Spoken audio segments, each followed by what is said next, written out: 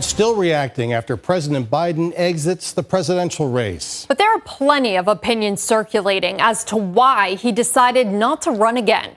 First News senior reporter Jerry Ricciuti talked with local professors and got their take on the president's announcement and its potential impact.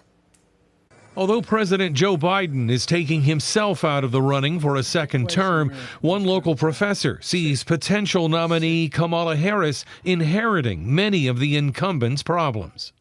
The big problem that Kamala Harris is going to have is that Biden is very unpopular.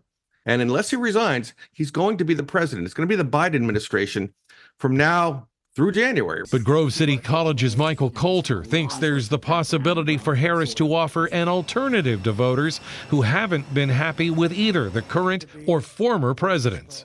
That might actually put the Democrats in a slightly better position to respond or to appeal to those so-called double haters. While the public has not seen the current president since before his decision, Coulter thinks the Biden legacy is at stake. I think if he were to remain in the race and lose, that would be the opening line of the biography of Joe Biden. Sracic thinks voters could be turned off by what he sees as the backstory to the president's announcement Sunday.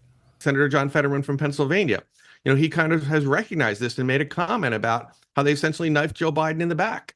People that are praising him now, he said, have their fingerprints on the knife. While both professors believe there won't be a lot of shifting among Republican and Democrat voters, the ultimate outcome may well hinge on which candidate gets people to the polls.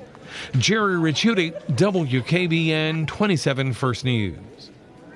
Local Democratic leaders are praising President Biden's decision to bow out of the race for a second term. They're also expressing confidence the party will unify in the coming weeks behind whoever is chosen as the new nominee at next month's convention.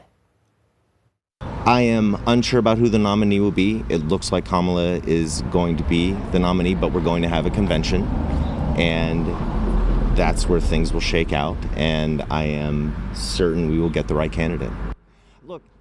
Kripchak tells us the president made what he sees as the best decision for his party and the nation. Hi, everyone. I'm Lindsay Watson. Thanks for watching the WKBN 27 First News YouTube channel. If you want more video news, subscribe to our channel. And don't forget to download the WKBN 27 First News app for breaking news alerts.